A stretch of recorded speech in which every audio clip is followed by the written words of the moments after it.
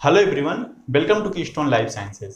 Previous lecture में हम लोग सेकेंडरी एक्टिव ट्रांसपोर्ट के बारे में बात कर रहे थे। वहां पे हम लोगों ने सेकेंडरी एक्टिव ट्रांसपोर्ट के बेसिक कॉन्सेप्ट की स्टडी किया। हमने आपको बताया कि किस तरह से एक सॉल्यूट मॉलिक्यूल के डाउनहिल मूवमेंट में जो एनर्जी प्रोड्यूस होती है, उस एनर्जी को यूटिलाइज करके जो ट्रांसपोर्टर्स होते हैं वो किसी दूसरे मॉलिक्यूल के अपहिल ट्रांसपोर्ट को किस तरह से मेडिएट करते हैं।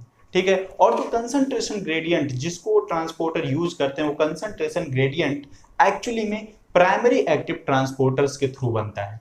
इन सारी चीजों के बारे में लास्ट लेक्चर में हम लोगों ने डिस्कस किया। मैंने आपको सेकेंडरी एक्टिव ट्रांसपोर्टर्स के कुछ एग्जांपल्स भी बताए थे, जैसे कि सोडियम ग्लूकोज सिम्पोर्टर की बात हमने किया था। ठीक है। इसी तरह से हमने बहुत सारे आपको वैक्यूल्स में मैंने बताया था मेटाबोलाइट्स का एकोमुलेशन होता है, वहां पे सेकेंडरी एक्टिव ट्रांसपोर्टर्स इन्वॉल्व होते हैं। ठीक है। तो इस तरह से मैंने आपको कुछ सेकेंडरी एक्टिव ट्रांसपोर्टर्स के बारे में बताया था।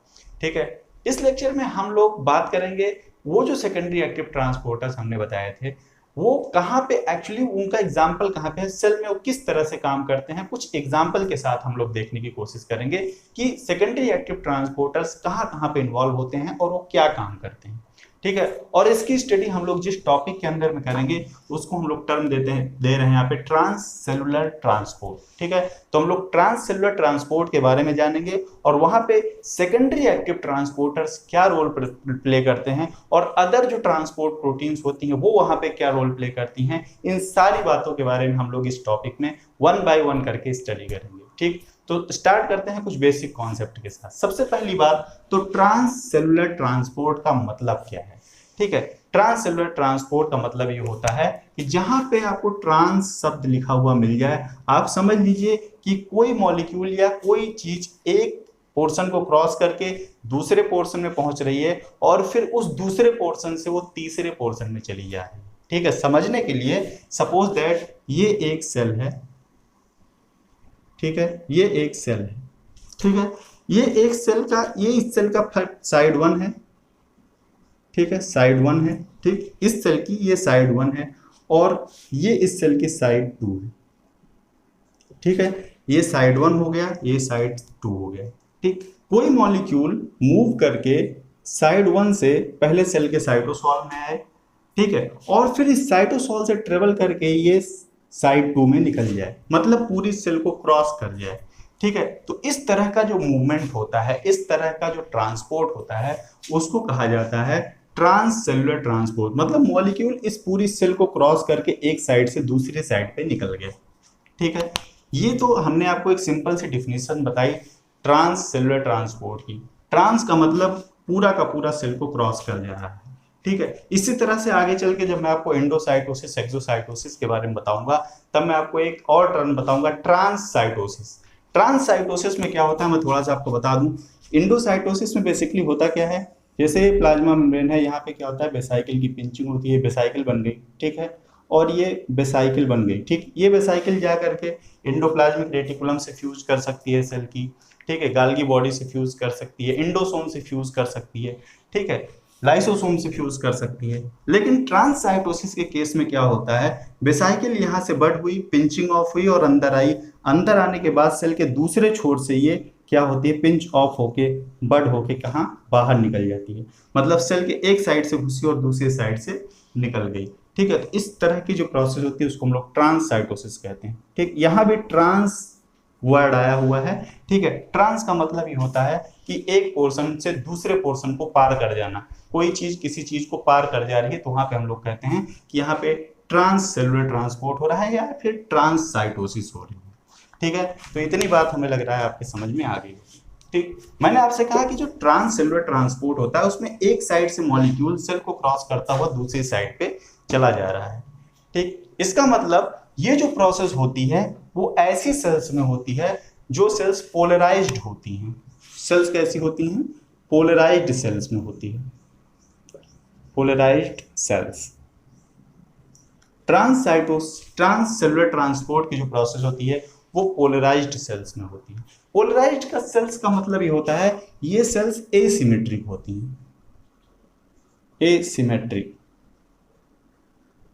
ठीक। एसिमेट्रिक होती हैं। एसिमेट्रिक का फिर से, और अगर हम इसको थोड़ा सा सिंप्लीफाई करें तो इनके पास टू साइड्स होती हैं, टू साइड्स। ठीक है, अब टू साइड्स को हम लोग समझते हैं।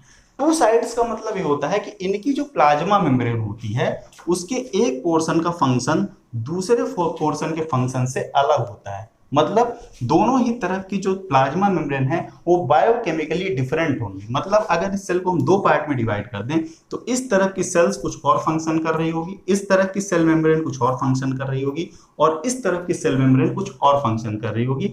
इस तरह की सेल्स को हम लोग एसिमेट्रिक सेल्स कहते हैं या फिर पोलराइज्ड सेल्स कहते हैं। ठीक है, इतनी बात आपको समझ में आ गई। ट्रांससाइटोसिस का मतलब हमने आपको बता दिया। ट्रांससाइटोसिस किन सेल्स में होगी? पोलराइज्ड सेल्स में होगी। पोलराइज्ड सेल्स एसिमेट्रिक होती हैं। एसिमेट्रिक का मतलब वहां पे साइडनेस होगी। साइडनेस का मतलब ये हुआ कि उनकी जो प्लाज्मा मेम्ब्रेन है वो एक साइड पे कुछ और फंक्शन परफॉर्म कर रही होगी, दूसरी साइड पे कुछ और फंक्शन परफॉर्म कर रही होगी। ठीक है, अब ये जो ट्रांससाइटोसिस की जो प्रोसेस होती है ये दो स्टेप में होती है। ये भी आप लोग अभी अभी समझ लीजिए, ये टू स्टेप प्रोसेस होती है, टू स्टेप प्रोसेस होती है। इस चीज को आप याद रखिएगा। अभी आगे चल के जब मैं इसको और इलेबोरेट करूंगा तब मैं आपको बताऊंगा। ठीक है, अब पोलराइज्ड सेल्स का हम लोग एग्जांपल लेते हैं। पोलराइज्ड सेल का जो सबसे अच्छा एग्जांपल होता है वो इंटेस्टाइनल एपिथेलियल सेल्स होती हैं। ठीक है, जो एपिथेलियल सेल्स होती हैं, आप चाहे इंटेस्टाइनल एपिथेलियल सेल्स की बात करें या फिर किसी भी एपिथेलियल सेल की बात करें तो वो क्या होती हैं? पोलराइज्ड सेल्स होती हैं। तो एग्जाम्पल के लिए हम लोग अगर बात करें पोलराइज्ड सेल्स की तो एपिथेलियम सेल्स,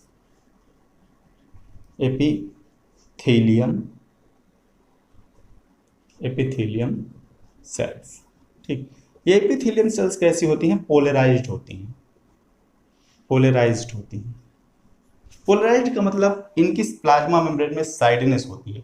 एक साइड होती है जो ऑर्गेनिज्म के आउटसाइड वाले पोर्शन को फेस करती है और एक साइड इनसाइड वाले पोर्शन को फेस करती है, और दोनों ही साइड्स के जो फंक्शंस होते हैं वो अलग अलग होते हैं। ठीक है, तो ये बोला। तो सबसे पहली बात, एपिथेलियम सेल्स पाई कहाँ जाती है? एपिथेलियल सेल्स पाई जाती हैं जो बॉडी के ऑर्गन होते हैं उनके इंटरनल और एक्सटर्नल सरफेस पे। ठीक है, एपिथेलियम सेल कहाँ पाई जाती है? बॉडी में जो ऑर्गन्स होते हैं जैसे कि इंटेस्टाइन हो गया, किडनी हो गई, उनके इंटरनल सरफेस पे और उनके एक्सटर्नल सरफेस पे एक सीट लाइक स्ट्रक्चर होता है जिसको एपिथेलिया बोलते हैं। ठीक, और वो एपिथेलिया बना होता है एपिथेलियम सेल से। ठीक है, अब इस एपिथेलियल सेल्स में दो साइड्स होंगी। ठीक है, इसमें दो साइड्स हैं। ठीक, एक साइड है आउटसाइड ऑफ द ऑर्गेनिज्म। ठीक, outside of the organism. Outside of the organism वाला जो है ये किस तरफ होगा? Towards the lumen, intestinal lumen. ठीक, इंटेस्टाइनल ल्यूमेन की तरफ जो पोर्शन होगा वो क्या होगा? वो हमारा outward of the organism, outward side इसको हम बोलेंगे, या टुवर्ड्स द ल्यूमेन, ल्यूमेन की तरफ जो साइड है उसको हम लोग क्या बोलते हैं? उसको हम लोग बोलते हैं एपिकल साइड, एपिकल साइड या एपिकल मेम्ब्रेन। ठीक है, एपिकल साइड, एपिकल मेम्ब्रेन या फिर टॉप ऑफ द मेम्ब्रेन। ठीक, ये टॉप होता है। दूसरा आता है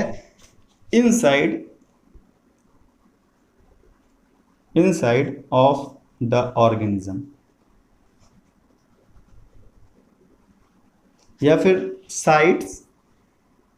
side faces the blood stream, side faces the blood stream.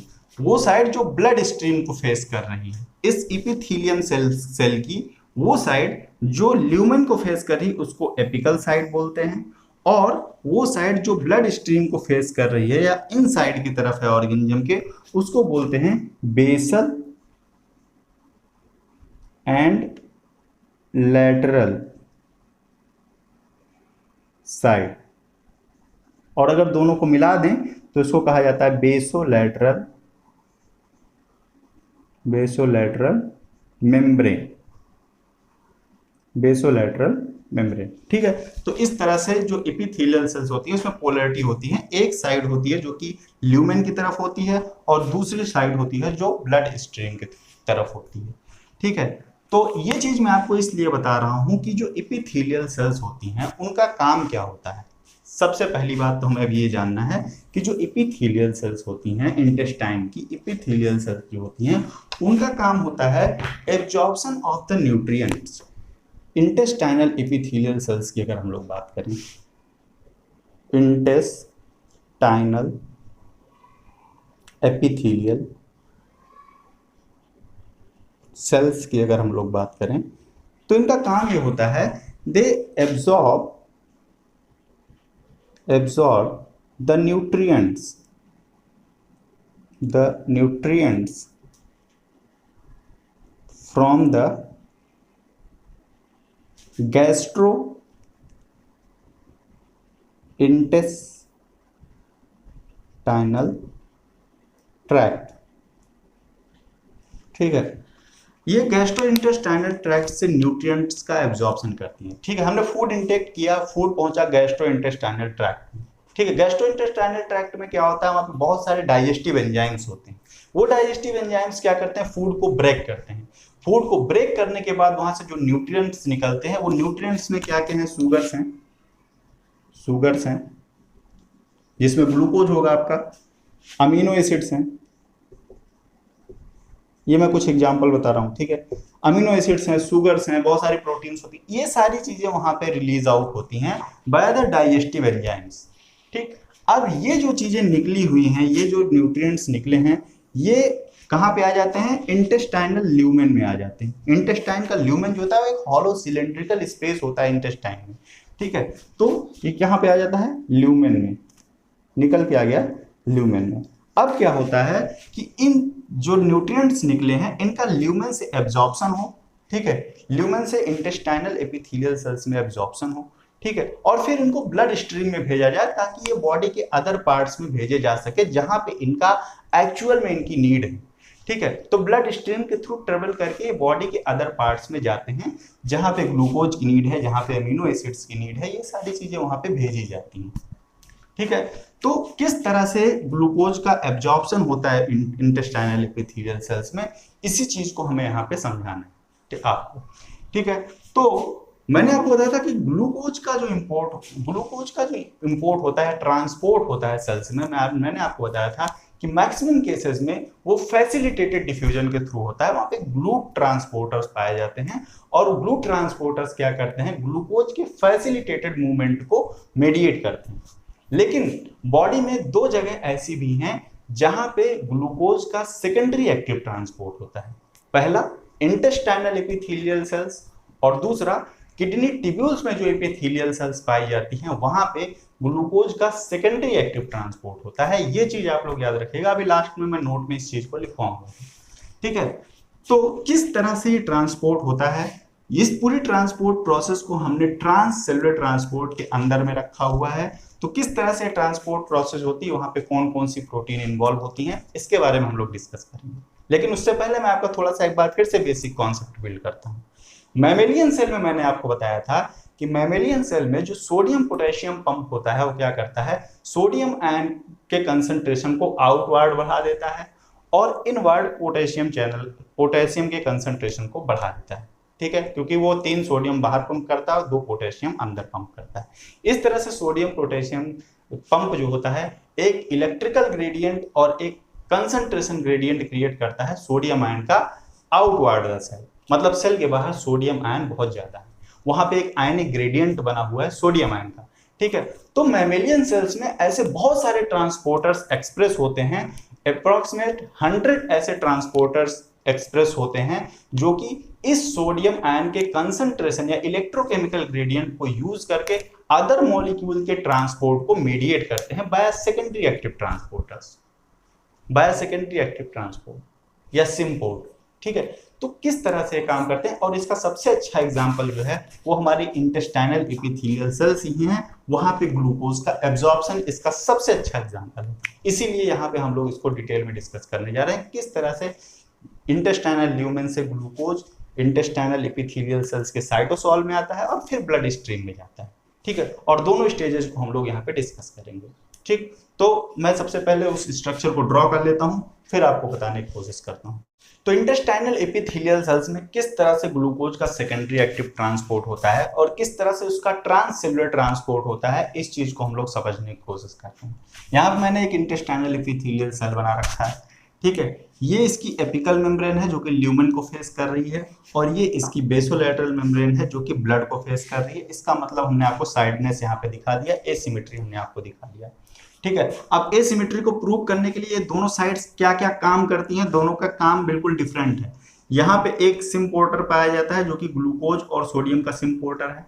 दूसरा वाला पोर्शन क्या कर रहा है, वो आयनिक ग्रेडियंट को मेंटेन करने का काम कर रहा है और इसके अलावा ग्लूकोज का ट्रांसपोर्ट करने का काम कर रहा है इनटू द ब्लड। ठीक है, क्योंकि इस तरफ ब्लड वाला पोर्शन है, तो ग्लूकोज का जो भी ग्लूकोज यहाँ साइटोसॉल में आएगा उसको ब्लड में ट्रांसपोर्ट कर रहे हैं। ठीक है, हम लोग ये अच्छी तरह से जानते हैं, हम लोगों ने आगे स्टडी किया था, हमने लास्ट टाइम हमने आपको बताया भी था कि जो एनिमल की सेल्स होती हैं उनके इनसाइड में सोडियम का कंसंट्रेशन कम होता है, आउटसाइड में ज्यादा होता है, due to the presence of sodium potassium pump.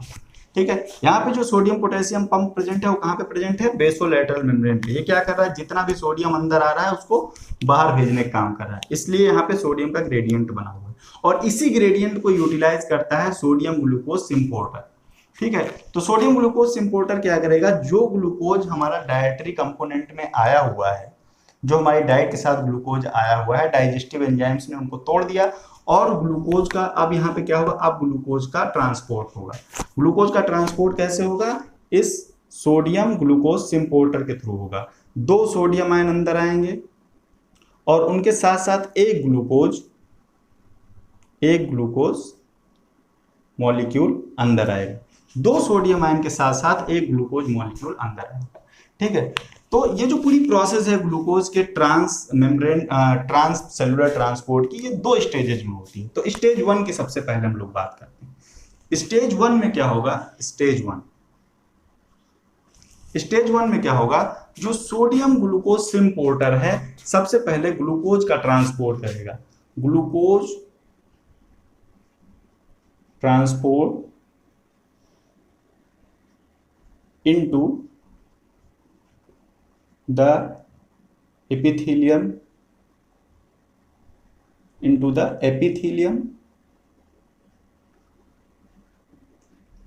Via sodium, मैं 2 सोडियम लिख रहा हूं क्योंकि 2 सोडियम लेके आया था, 2 सोडियम ग्लूकोज सिम्पोर्टर। ठीक है, सोडियम ग्लूकोज स्टेज 1 में क्या हुआ, सोडियम ग्लूकोज सिम्पोर्टर ने क्या किया, ग्लूकोज को अब यहाँ पे साइटोसॉल में भेज दिया। ये सारे ग्लूकोज मॉलिक्यूल आ गए।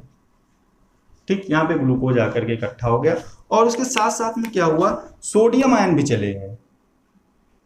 ठीक है, अब क्या होगा कि जितना भी सोडियम यहाँ पे था, एक टाइम पे सारा सोडियम आकर के कहाँ पे इकट्ठा हो जा रहा है, साइटोसॉल में इकट्ठा हो जा रहा है। यहाँ पे सोडियम कम होने लगा, यहाँ पे सोडियम ज्यादा होने लगा। ठीक, ऐसे कंडीशन में एक्शन लेता है सोडियम पोटेशियम पंप, और वो क्या करता है, सोडियम को कहाँ पे पंप करने लगता है, बाहर की तरफ पंप करने लगता है। सोडियम पोटेशियम पंप बाहर की तरफ पंप करने लगता है। ठीक है, तो इसी स्टेज में क्या होता है, sodium potassium pump ATPase activate होता है और वो क्या करता है, sodium pumping outward of the cells. ठीक, सोडियम की पंपिंग करता है आउटवर्ड ऑफ द सेल। अब इससे क्या होगा कि यहाँ पे जो सोडियम आया था वो फिर से बाहर पहुंच जाएगा। ठीक है, फिर से वो बाहर पहुंच जाएगा और फिर से सिम्पोर्ट के लिए अवेलेबल हो जाएगा। ठीक है, मतलब सोडियम का जो कंसंट्रेशन ग्रेडियंट है वो तो यहाँ से बन गया, कंसंट्रेशन ग्रेडियंट बन गया, लेकिन क्या अभी क्या हो रहा है कि ये प्लस चार्ज, ये जो सोडियम आयन बाहर आ रहा है उसके साथ में 2 प्लस चार्ज अंदर की तरफ मूव कर रहा है। मतलब यहाँ पे पोटेशियम आयन अंदर की तरफ मूव कर रहा है। और हम ये अच्छी तरह से जानते हैं कि सेल के अंदर का जो चार्ज होता है वो नेट निगेटिव चार्ज होता है और बाहर की तरफ पॉजिटिव चार्ज होता है। ठीक है, बाहर की तरफ पॉजिटिव चार्ज होता है। तो ये नेट निगेटिव चार्ज मेंटेन कैसे रहेगा, यहाँ पे जो सोडियम आयन मूव करके आ रहे हैं सोडियम पोटेशियम पंप के थ्रू, यहाँ पे बेसोलेटरल मेम्ब्रेन पे एक पोटेशियम चैनल पाया जाता है जिसको पोटेशियम आयन लीक चैनल करते हैं। ये क्या करता है, ये लगातार जो पोटेशियम आ रहे हैं उनको बाहर भेजता रहता है, जिसकी वजह से यहाँ पे निगेटिव चार्ज मेंटेन हो जाता है। अब क्या हुआ, यहाँ पे सोडियम मूव करके बाहर आ रहा है, पोटेशियम भी मूव करके बाहर आ रहा है, मतलब बाहर की तरफ प्लस चार्ज बढ़ रहा है, अंदर में निगेटिव चार्ज बढ़ रहा है, मतलब इलेक्ट्रिकल ग्रेडियंट बन गया। इलेक्ट्रिकल ग्रेडियंट बन गया यहाँ पे, क्योंकि सोडियम बाहर आ गया प्लस चार्ज लेके आया, पोटेशियम बाहर आ गया प्लस चार्ज लेके आया। अब क्या हुआ, निगेटिव चार्ज अंदर की तरफ हो गया, पॉजिटिव चार्ज बाहर की तरफ हो गया। ठीक है, इलेक्ट्रिकल ग्रेडियंट बन गया। और सोडियम का कंसंट्रेशन ग्रेडियंट कहां से बना, सोडियम पोटेशियम पंप के थ्रू बना। अब इलेक्ट्रोकेमिकल ग्रेडियंट दोनों ही बाहर की तरफ ज्यादा है। ठीक है, तो क्या होगा, अब जब ये सिम्पोर्टर क्या करेगा, इलेक्ट्रोकेमिकल ग्रेडियंट के अलोंग सोडियम के मूवमेंट को फैसिलिटेट करेगा, उसी समय उसी एनर्जी को यूटिलाइज करके ग्लूकोज को भी अंदर ले आएगा।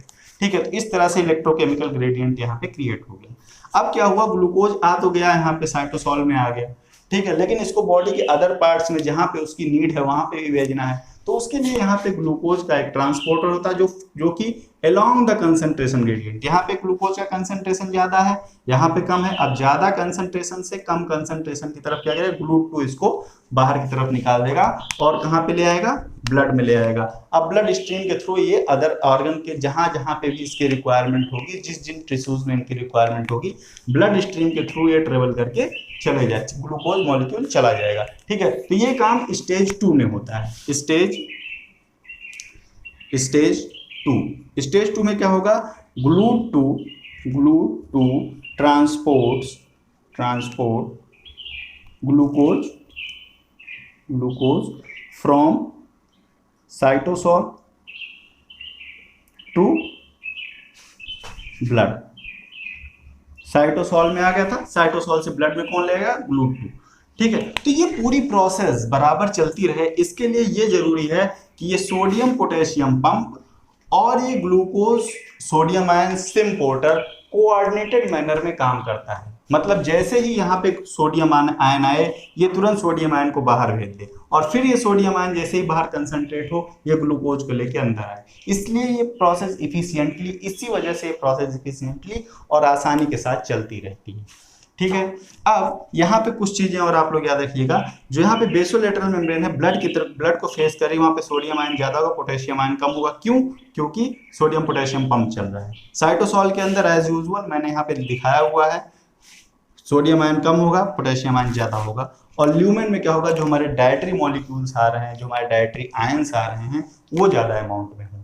ठीक है, तो इस तरह से कुछ ट्रांस सेलुलर ट्रांसपोर्ट है। तो ट्रांस कैसे हुआ, यहां से यहां आया सेल के अंदर और फिर सेल के अंदर से बाहर निकल गया, इसीलिए हमने कहा ट्रांस सेलुलर ट्रांसपोर्ट यहाँ पे हो रहा है। तो कुछ इस तरह से सोडियम ग्लूकोज सिम्पोर्टर फंक्शन करता है। ठीक है, अब बात आती है कि जो सोडियम ग्लूकोज सिम्पोर्टर है, सिम्पोर्ट मैंने आपको बताया कि 2 जगह पे होता है ये, एक तो इंटेस्टाइनल एपिथेलियल सेल्स में होता है, ठीक है, और दूसरा जो सोडियम का सिम्पोर्ट होता है, आप कहें सेकेंडरी एक्टिव ट्रांसपोर्ट होता है, वो होता है किडनी ट्यूब्यूल्स में, जो एपिथेलियल, कुल मिला के एपिथेलियल सेल्स में ही होता है। ठीक है, तो सेकेंडरी एक्टिव ट्रांसपोर्ट की अगर हम लोग बात करें, secondary active transport of glucose, ठीक, तो ग्लूकोज का सेकेंडरी एक्टिव ट्रांसपोर्ट 2 जगह पे होता है। पहला तो intestinal epithelial cells, intestinal epithelial cells, बहुत इंपॉर्टेंट बात आपको बताने जा रहा हूं, याद रखिएगा। और दूसरा होता है किडनी एपिथेलियम ऑफ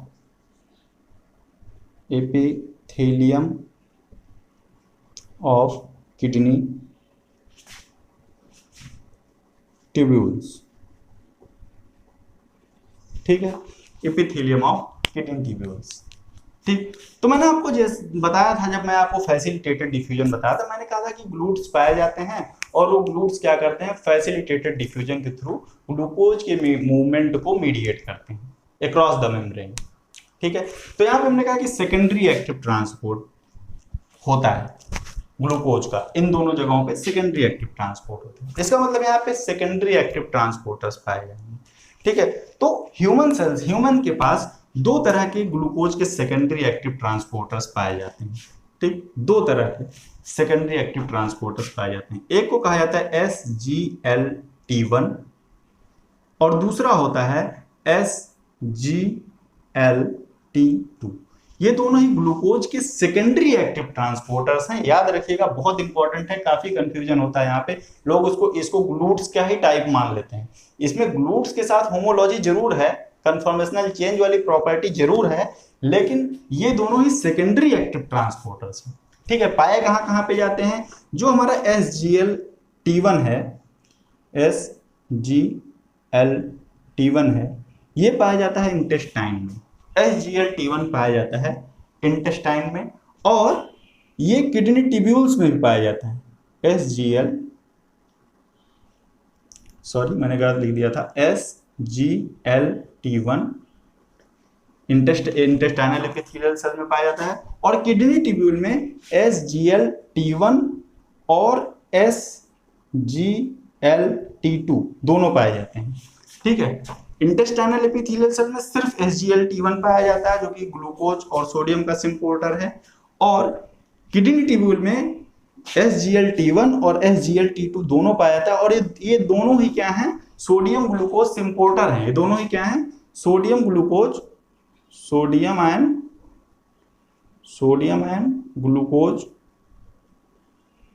ग्लूकोज सिम्पोर्टर है। दोनों ही सिम्पोर्टर है, सोडियम ग्लूकोज सिम्पोर्टर है दोनों ही।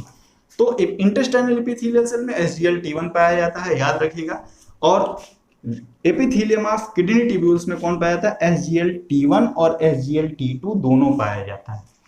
ठीक है, तो ये करता क्या है बेसिकली? अब ये रीनल ट्यूब्यूल यहाँ पे एब्जॉर्प्शन का काम करता है, मैंने कहा ग्लूकोज को एब्जॉर्ब कर लेता है। यहाँ पे क्या काम करते हैं? यहाँ पे ये जो यूरिन का फॉर्मेशन जब हो रहा होता है, तो यूरिन से ये ग्लूकोज को रिजॉर्ब करके वापस ब्लड में भेज देते हैं। ठीक है, ताकि जो यूरिन है उसके साथ में ब्लड एक्सक्रीट ना हो, ब्लड का एक्सक्रीशन ना हो।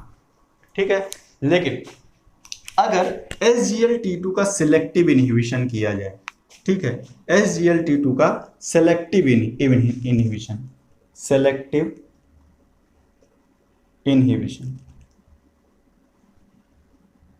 SGLT2 का सेलेक्टिव इनहिबिशन किया जाए तो क्या होता है? तो जो ग्लूकोज होता है वो यूरिन के थ्रू एक्सक्रीट हो जाता है। ठीक है, एक्सक्रीट हो जाता है। इससे क्या होता है? जो ब्लड ग्लूकोज लेवल होता है वो लो हो जाता है। इसलिए इस स्ट्रेटजी का यूज जो है टाइप 2 डायबिटीज के ट्रीटमेंट में किया जाता है। Treatment of type 2 diabetes. ठीक, तो इस पोटेंशियल का यूज जो है टाइप 2 डायबिटीज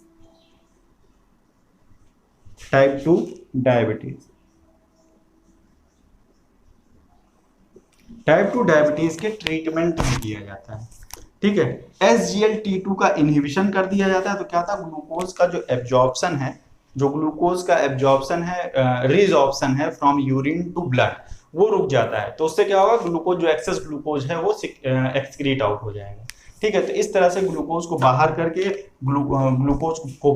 ब्लड ग्लूकोज को मेंटेन करने की स्ट्रेटेजी अपनाई जा रही है in the treatment of type 2 diabetes. कुछ कंट्रीज हैं जहां पे कुछ ड्रग्स अप्रूव भी हो गई हैं, जैसे कि कनाडा और US में कुछ ड्रग्स इस पे यूज भी की जा रही हैं, वो अप्रूव्ड हो चुकी हैं। ठीक है, तो ये कुछ इंपॉर्टेंट बातें थी ट्रांससेलुलर ट्रांसपोर्ट ऑफ ग्लूकोज के बारे में। मैंने आज आपको बताया कि किस तरह से ग्लूकोज का एपिथेलियम में और फिर एपिथेलियल सेल से किस तरह से ब्लड में इनका ट्रांसपोर्ट होता है। ठीक है, अगर कोई चीज़ आपको समझ में नहीं आई है तो आप हमें कमेंट सेक्शन में बता सकते हैं, क्योंकि ये बहुत ही डीप स्टडी वाली चीज़ें थी। हो सकता है आपके समझ में ना आया हो। अगर आपके समझ में नहीं आया तो हमें कमेंट सेक्शन में बता सकते हैं। मैं वापस से इसको फिर से और सिंप्लीफाइड वे में समझाने की कोशिश करूंगा, और कुछ स्ट्रक्चर कुछ अलग से बना के आपको दिखाने की कोशिश करूँ, क्योंकि टाइम इतना नहीं होता है कि मैं सारी चीज़ें आपको एलेबोरेट कर पाऊँ। फिर भी मैक्सिमम चीज़ें मैंने आपको यहाँ पे कवर करने की कोशिश की। लेक्चर को हम लोग यहीं पे फिनिश करते हैं। Thank you for watching, see you in next lecture.